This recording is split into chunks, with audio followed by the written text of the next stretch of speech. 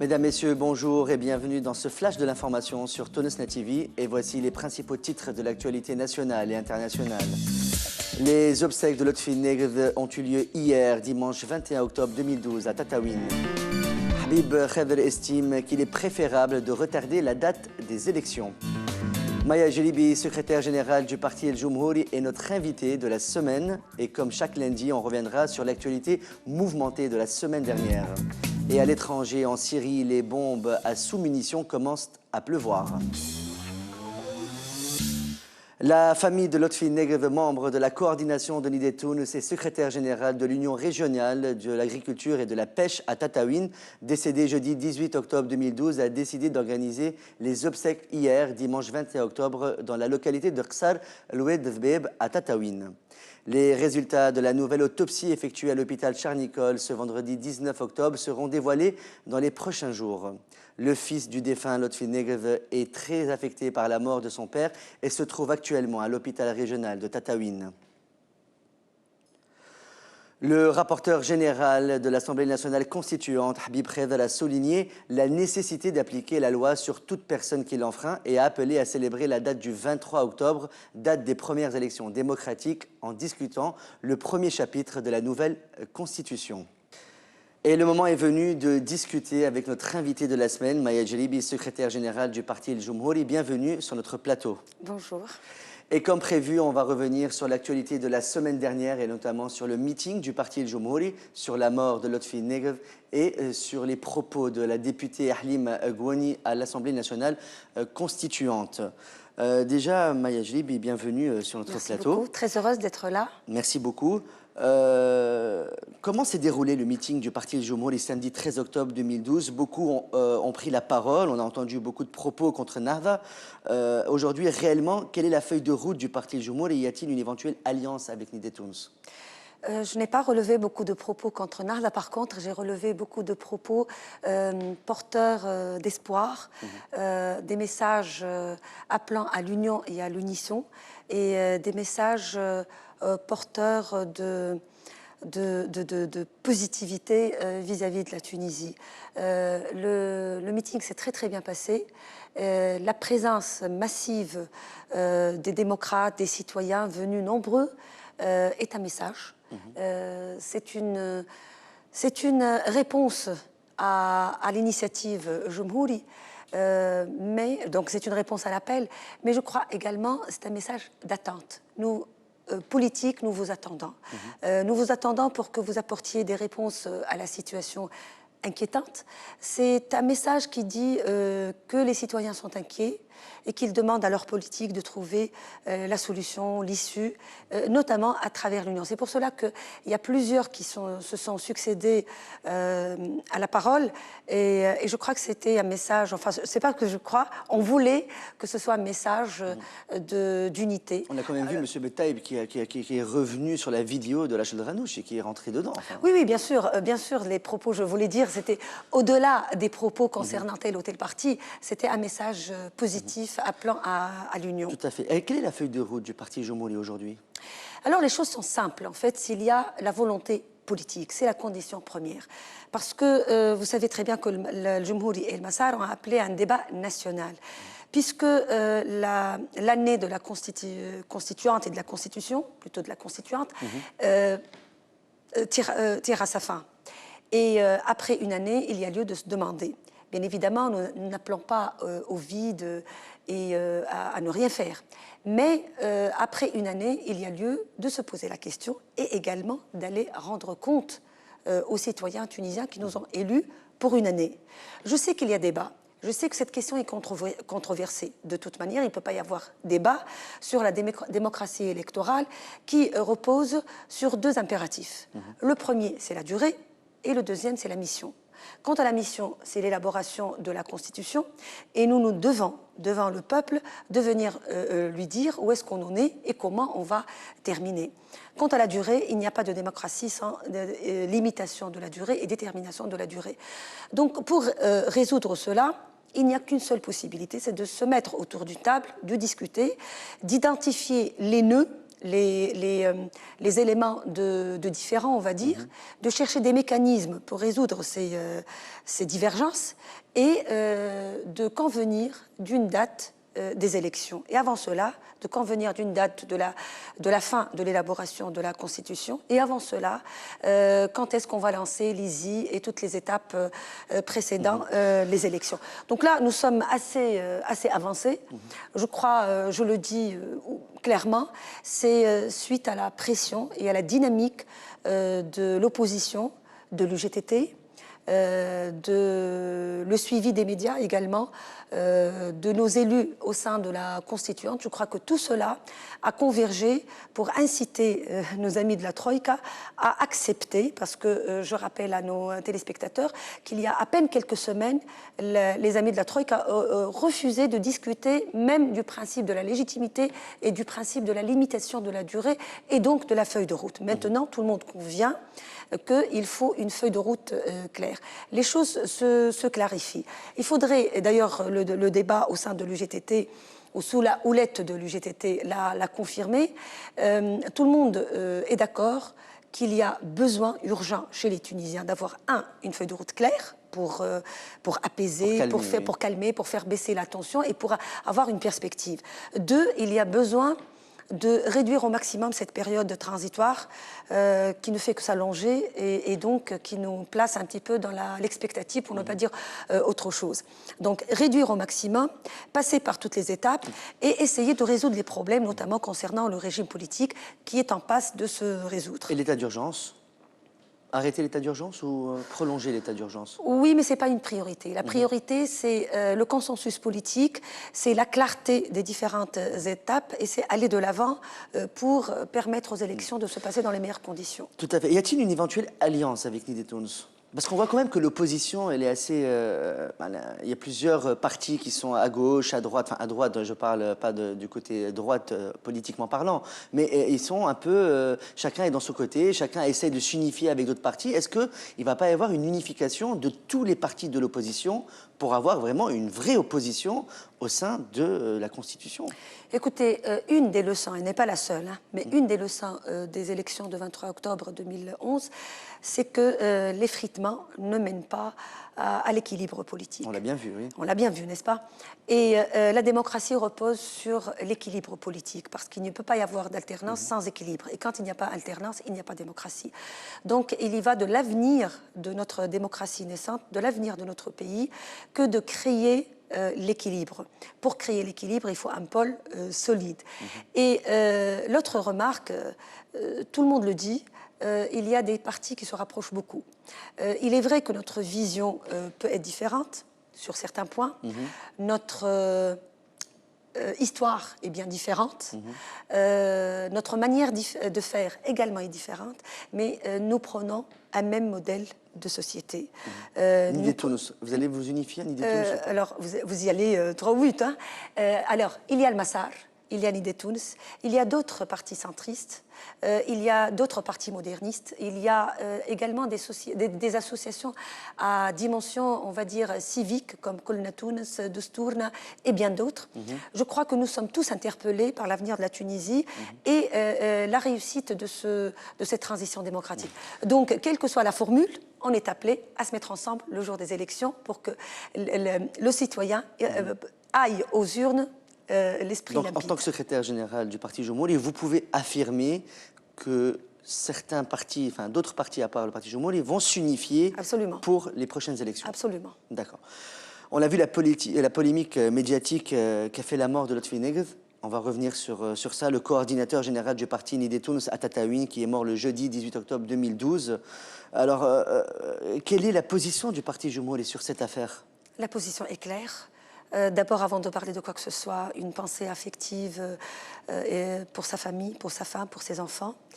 Et pour On a vu que son fils est à l'hôpital, d'ailleurs, à Tataouine. Je viens de l'apprendre et ça m'attriste beaucoup. Ensuite, c'est un acte extrêmement grave, c'est un crime. Il faut appeler les choses par leur nom. Est-ce qu'on peut dire ça, c'est un assassinat politique? Absolument. Absolument. Vous pouvez l'affirmer? Ah oui, oui, bien évidemment. D'abord, parce que c'est suite à une violence politique Et également, ce que Monsieur le ministre de l'Intérieur a omis de mentionner dans son intervention devant la Constituante, Monsieur Nagd a fait l'objet d'une campagne. Il était la cible claire, nommément, de cette manifestation qui était préparée depuis quelques jours. Et depuis la veille, les militants, les politiques de la région de Tataouine savaient très bien que ce monsieur était la cible de cette manifestation. Donc c'est un peu, dans ces grandes lignes, le scénario de l'ambassade américaine. Tout le monde savait qu'il y allait avoir une manifestation. Vous pensez que Nagd est impliqué dans ça? Impliqué, je ne sais pas. Est-ce que c'est un complot politique? Je dirais que ces pseudo-protecteurs de la révolution qui ne sont autres que des groupes de... Justement, est-ce que c'est des voyous? Est-ce que c'est des militants de Nagd? Écoutez, en tous les cas... Des citoyens à Tataouine qui se sont dit, tiens, nous allons tuer... des citoyens comme ça qui appellent à... Il y a un souci quelque part. D'abord, ces groupes dits de protection de la révolution appellent à la violence, exercent la violence. Ils l'ont exercée à Sidi Bouzid contre le Jabha al-Shabiya et contre bien d'autres. Leur discours appelle à la violence. Leur discours est une incitation au fascisme. Et... vous m'avez posé la question sur leur lien ou leur rapport avec d'autres partis. Moi, je demande une enquête. Moi, je demande une enquête au ministère de l'Intérieur. D'abord, je demande la dissolution de ces groupes qui agissent en dehors de la loi, qui agissent sous les yeux acquiescents du ministère de l'Intérieur, soi-disant c'est des associations de la société civile. Non, c'est des bandits qui portent atteinte à la démocratie en Tunisie. Et donc, il faut dissoudre ces comités. Deux, nous demandons une enquête pour établir et clarifier les liens avec tout parti. On a aussi entendu que le parti Nagd a aussi demandé une enquête. Ah bah c'est très bien. En tous les cas, je voudrais dire à nos téléspectateurs que la tension était dans l'air. Il y avait de l'électricité dans l'air depuis 24 heures déjà avant la manifestation. Tout le monde savait qu'il y allait avoir une manifestation, qu'il y avait... On peut aussi rappeler à nos téléspectateurs que le coordinateur de Nidetoun n'était pas là-bas pour un meeting pour Nidetoun. On est bien d'accord. Pas du tout, il était dans son local, du local de l'Union des agriculteurs. Voilà. Et qu'il y avait des appels, il y avait eu des appels à l'éradication. Je vais vous le dire, le représentant de Jumhouri, c'est un membre du bureau politique, c'est Mosbeh Chnib, qui est très connu et apprécié et respecté dans la région de Tataouine, sentant la tension monter, est allé voir, il a pris l'initiative d'aller voir le responsable de Nahda, un responsable de la police et d'autres associations. Et il leur a dit, mettons la main dans la main pour préserver notre région et pour faire face à toute éventualité. Malheureusement, il n'y a rien eu. Okay. Le local de l'Union des agriculteurs n'a pas été protégé, bizarrement, comme l'ambassade. Il y avait très peu d'agents de la police, de force de l'ordre. Si Nagd Allah yarhamou était dans ses bureaux, donc il n'a attaqué personne, il n'a agressé personne, et il a été agressé à force de coups et de coups de pied jusqu'à la mort. Justement, quelle est votre réaction par rapport, en tant que votre poste qui est assez important au sein du parti Jumhouri, qu'est-ce que vous pouvez répondre à Khaled Tarouche quand il dit, le porte-parole du ministère de l'Intérieur, qui déclare que M. Lotfi Negrev est mort d'une crise cardiaque et qu'aucune trace de violence n'est apparente sur le corps du défunt? Quelle est votre réaction par rapport à ce propos? Je suis indignée. Si Tarouche nous a rappelé ses propos concernant le viol, Monsieur Tarouche, je le rappelle, a justifié le viol par ses propos. Maintenant, soit il minimise, pour ne pas dire il justifie un crime politique. C'est de l'indécence. Et c'est pour cela que je dis que ce Monsieur Tarouche, je l'appelle à ne plus paraître à la télévision, je l'appelle à ne plus parler au nom du ministère de l'Intérieur.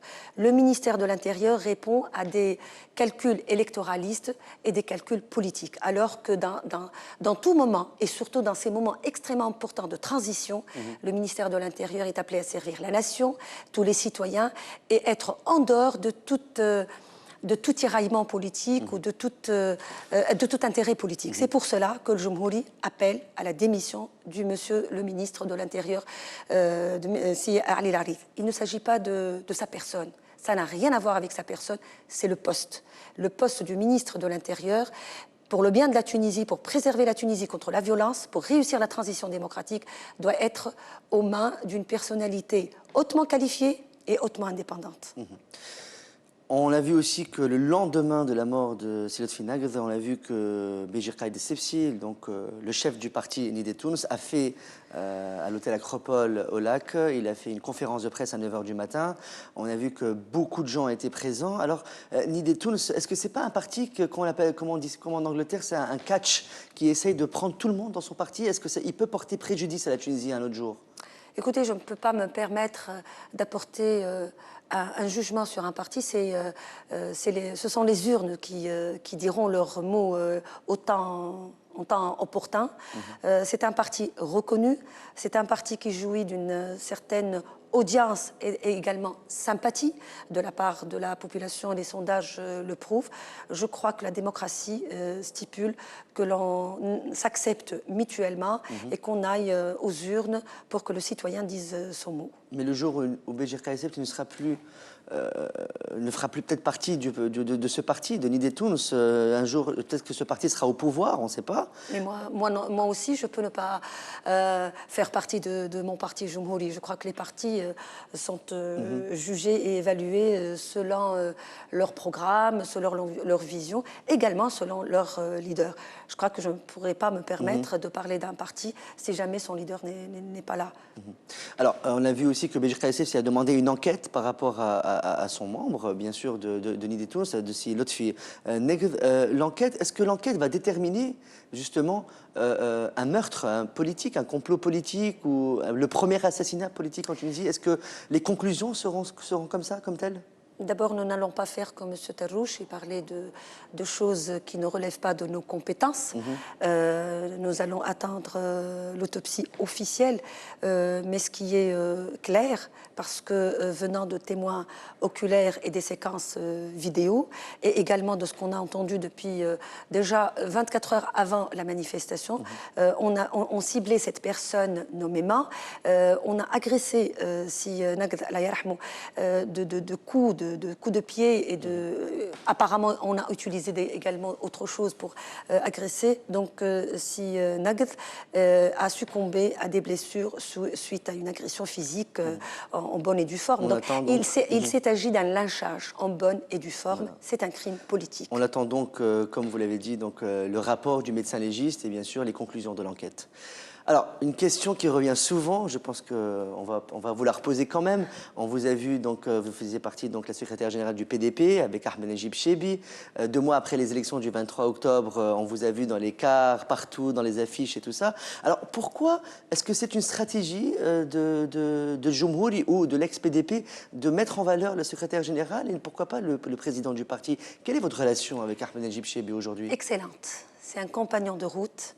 Je suis fière de connaître Najib Chebi, d'avoir fait un long chemin avec lui et on continuera le chemin ensemble pour la démocratie, pour la liberté, pour le socle de valeurs auxquelles nous croyons tous les deux et nous croyons beaucoup de militants de mon parti. Je suis fière du parcours de notre parti. Mais parlons de Jumhouri maintenant, on ne parle plus du PDP. Et le Jumhouri n'est pas uniquement l'ex-PDP. Le Jumhouri est le fruit de fusion de plusieurs partis. C'est un message positif qu'on a envoyé aux citoyens et à notre électorat également. Après le 23 octobre, nous nous unissons, nous avons tiré la leçon, une des leçons en tout cas, une des premières leçons du 23 octobre. Donc, d'ailleurs, je dois dire que le Jumhouri est un parti multi-leader et il ne met pas en valeur sa secrétaire générale ou son président, ou président de la haute instance politique pour être dans la rigueur. Je suis fière de Saïd Laïd, de Youssef Cheikh, de Slim Laazeb, et c'est des jeunes, hein, de Yassine Brahim, de Issam Chebi, de Monjilouz, de Meher Hanine. Vous voyez, tout. Et là, j'en oublie. C'est un parti qui regorge de compétences et c'est un message pour attirer d'autres compétences. Voilà, donc revenons à l'actualité. Dernière question, Madame Maya Chebi, secrétaire générale du parti Jumhouri. L'échéance du 23 octobre approche rapidement. On a vu déjà que des fils barbelés ont été installés par l'armée autour de l'Assemblée nationale constituante, autour de certains ministères publics.